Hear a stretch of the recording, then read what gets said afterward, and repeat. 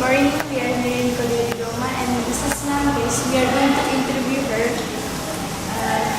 Good morning, ma'am. Good morning. My first question is, tell us about your qualification for the position as a school counselor. Okay, actually, this is not my line of work originally. It just so happened that I've had experience for about 15 years doing this job. So I guess that makes me qualified in the sense that I've got to meet a great number of people of different backgrounds, different ideologies, and I have settled so many problems as regards family, and as well as students. So I guess that makes me qualified. But when it comes to my educational background, I guess it's a lot different from what a counselor would be. So I heard it before you was a principal also. Yes. Tell I us- used to be the principal of Doña Trinidad Mendoza Institute. So, what is the most important quality to be a school counselor? And why? You have to be compassionate. How will you introduce yourself to the students and continue to build a relationship with them throughout the year? Well, I guess the first that comes to mind when it comes to introducing myself to students that I am somebody they can lean on and depend on at all times. And I guess that could make a good impression in them and could probably establish a long-lasting relationship. So, how can you contribute to the development of the children in your school? Actually, when I started working here, there was no clear-cut guidance or counseling programs. So far, I have established some means by which the students can open up, especially about personal problems, and also means by which to address them. So I guess one thing the school should be really keen on is to have students who are confident, students who feel that they belong to a certain community, like the school, outside of the family, But then, based on my assessment for the last 2 years being here, I am sure that most of the students are now aware that they have somebody and somewhere to go to whenever they have problems. So, why do you think is the most important task of a school counselor? As the name suggests, counseling. Diba? Counseling. Actually, when we say counseling, it really encompasses a great, what shall we call? It is not focused on only one thing, that is counseling. Actually, it encompasses a great deal more. When you say counseling, that only deals with students with problems. But in this school, we not only deal with student problems, but we deal more on their preparation for the future. Not just the problems, but on how they're going to prepare for the future. In your opinion, what is the role of a Catholic school in the third year? Catholic school in the third millennium. Actually, this is not for the Catholic schools alone. This actually is for all the schools that are tasked to mold children, to mold children to be assets to society, diba? To be models of good behavior, to be models of good nationalism and patriotism. Not only Catholic schools have this responsibility.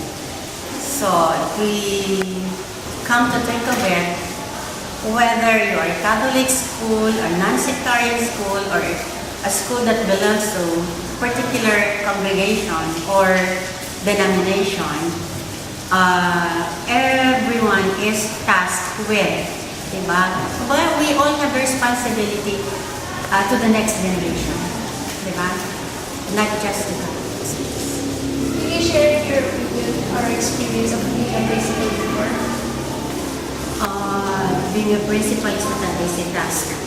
You are not only tasked with running the school per se, no? You are tasked with, not only the development of the minds, you have the character development is also in your hands. Because you are the one in charge of everything that transpires in the school. Diba? Whatever the teachers teach, you have to know. Whatever they plan to do, you have to know. And you have to approve. So you have this command responsibility, so to speak. And you also have this spiritual, what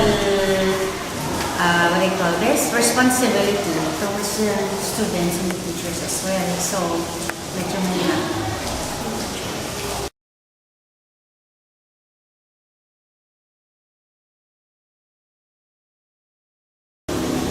Ma'am, for further questions, what is the role of technology in education for you?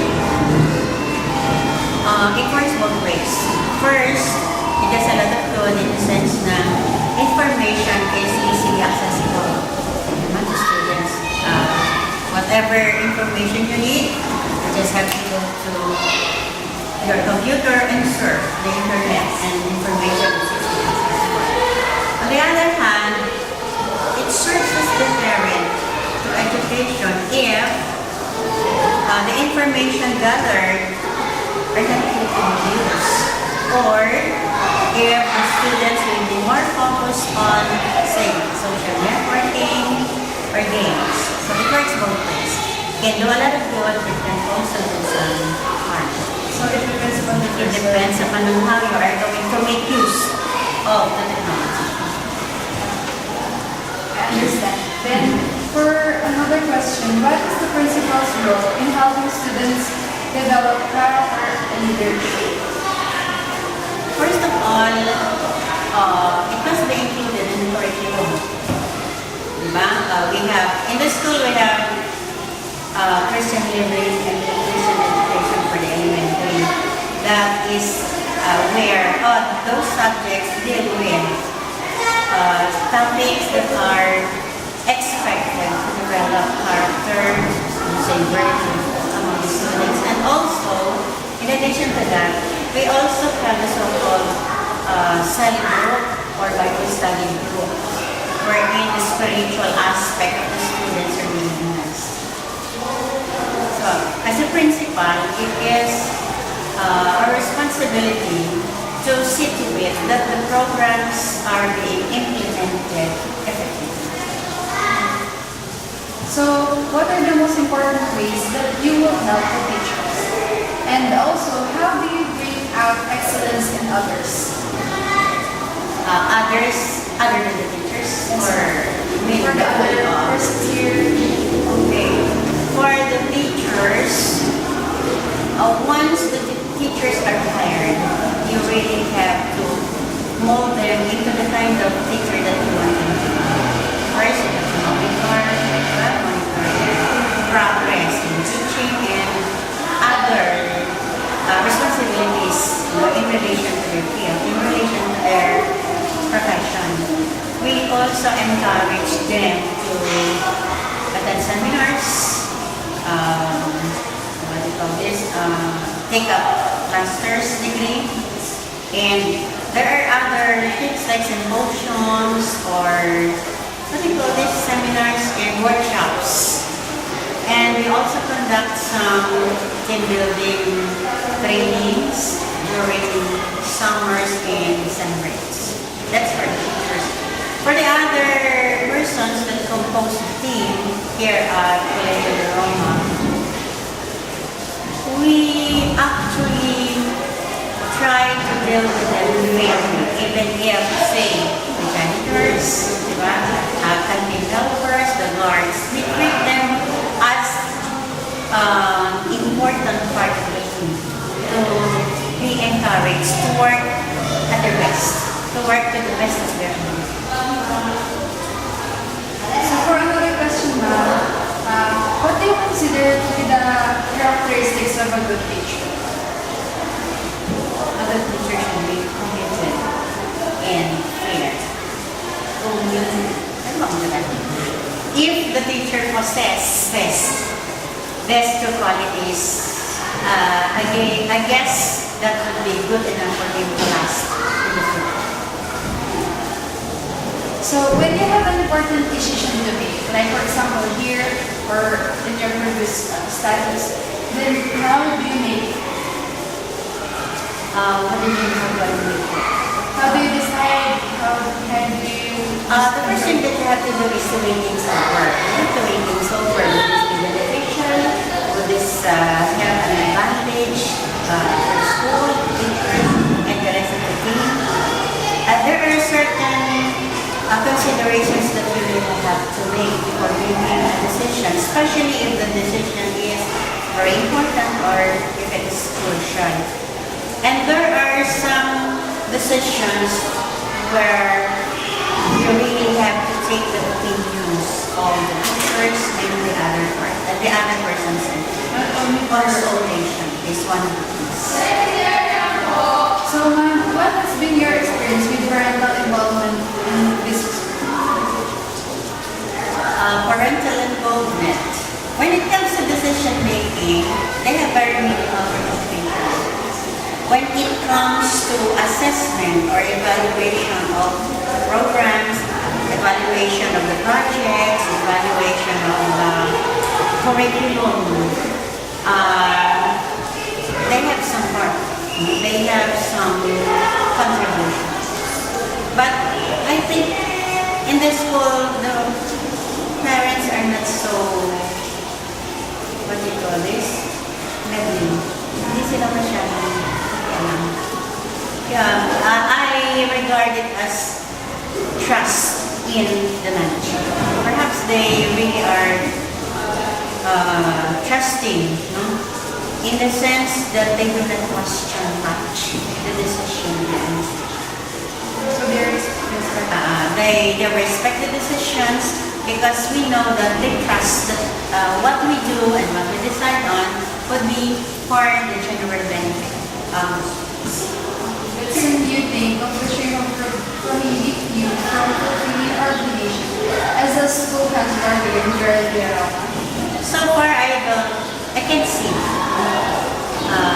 In the near future, I cannot see any reason that would prohibit me from doing my duties as a counselor. So for the last question, ma'am, are there any final comments regarding your pursuit of the position that you would like to share with us? Again, are there any final comments regarding for the pursuit of this position that you would have to share with us? Further comment? I guess anybody who will be entrusted this position will find it very pleasurable. Simply because you get to meet a lot of children who are giving their full trust to confide in you, and they are also trusting you to be able to do them the favor in times that they have problems, no? Also, it is pleasurable in the sense that you've got to share more of yourself to them and to the parents.